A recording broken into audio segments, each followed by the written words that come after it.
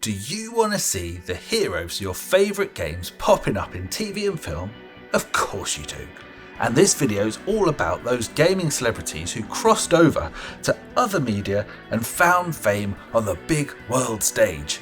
Almost. We've picked 5 of our favourite games and stalked their superstars from console to culture to see what they did next. And we've got some brilliant examples of those famous faces, their famous voices, and the famous music of retro gaming turning up in the most unexpected places. And we're going to be judging how well they did. How's that for hijinks? Have they made it big after games? Did gaming launch their careers? Well, we've got more than answers for you. We've got a wild mix of cheerleaders, firefighters, Playboy models, DJs, and Japanese rock icons. So grab some stale popcorn, overpriced nachos, and settle down in the back row of your sofa as we tell you about the top 5 gaming crossover stars. And in at number 5 is the behemoth of the box office that is Sonic the Hedgehog. Now, cast your mind back to 1999. As those summer leaves began to brown, Western gamers were booting up the first true 3D Sonic game on the almighty SEGA Dreamcast. A game that gave us an all-new Sonic with glorious polygons, stellar soundtrack, and voice acting. Yeah, Sonic Adventure gave the blue blur a cool character with the kind of sassy chat and freewheeling attitude that had made the 90s such a blast. And for us English language gamers, the voice for our Hedgehog was one Ryan Drummond, a then 26-year-old Ohioan fresh out of acting college in one of his very first roles. So this was a pretty plum gig. Whoa! A Chaos Emerald!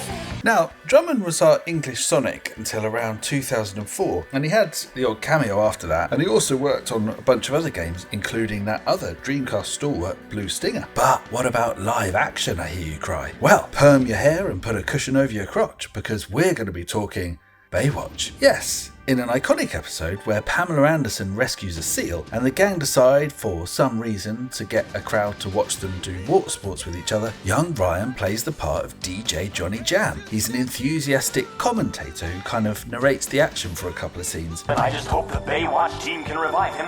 If they don't, I'm out of a job.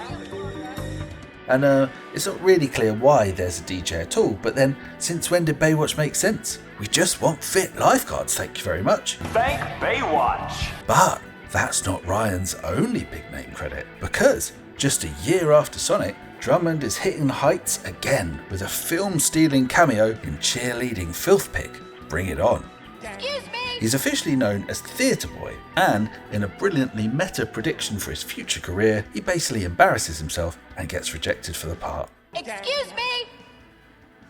What's with the song? Isn't this the audition for Pippin?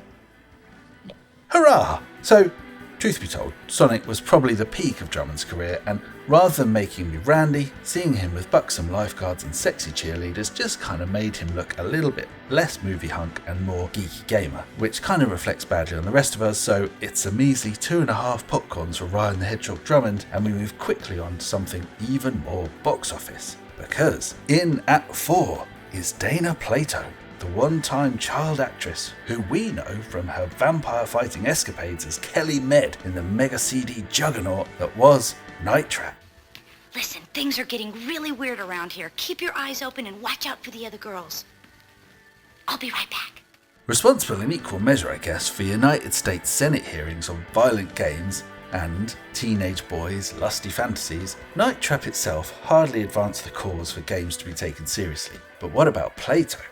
Well, Dana was an actress from a young age, and by her 7th birthday had done 100 or so commercials, and then went on to land a truly huge role in the hit 70s sitcom Diff'rent Strokes, being top billed on the show for years before she eventually got canned for falling pregnant to a rock star. All that means that far from launching Plato's career, Night Trap was actually one of the first games to feature an existing celebrity, although realistically, celebrity was a bit of a stretch, as by that point, Dana's star was seriously on the wane.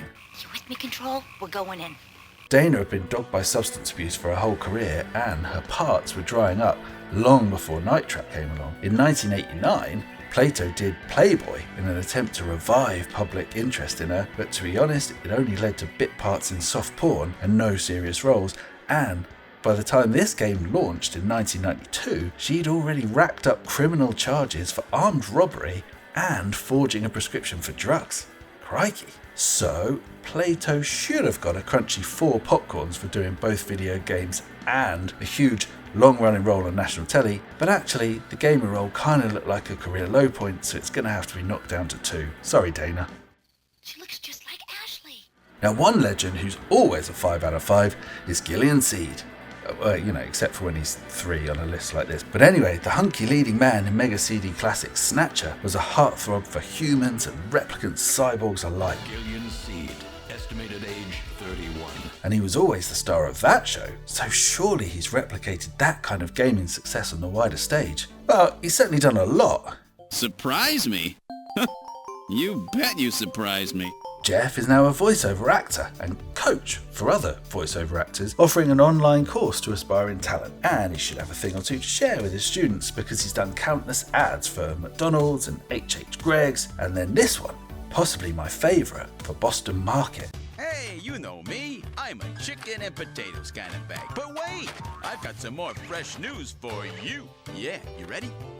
Take a look at this, huh? And playing a wisecracking talking bag isn't all he's done, as only 9 short years ago he also landed the plum role of Gerald the Distressed Husband in a 2016 episode of Chicago Fire. Whoa, here he is, comforting his wife after she was hit by a cabbie who then pretended to have gone blind. Whoa, and making it all the better as only Gillian Seed, Jeff can. That maniac came out of nowhere.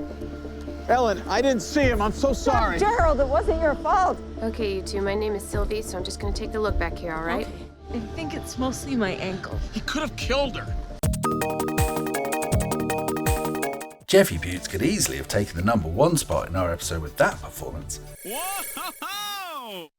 You pervert! But it's a tough competition, so he gets 3.5 popcorns, and we'll see who's next. Why, it's none other than Tillis from Sonic Team's Saturn masterpiece Burning Rangers. Now, Tillis as a character, of course, was raised in government facilities after her parents died in a fire and was then subject to experiments to make superhumans, which made her a damn fine space-age firefighter who stood up for dolphins and all manner of good causes. She also has a lovely, short, red bob haircut which kind of reminds me a bit of Cilla Black in the 1960s, but does all that make her cut out for a future career in showbiz?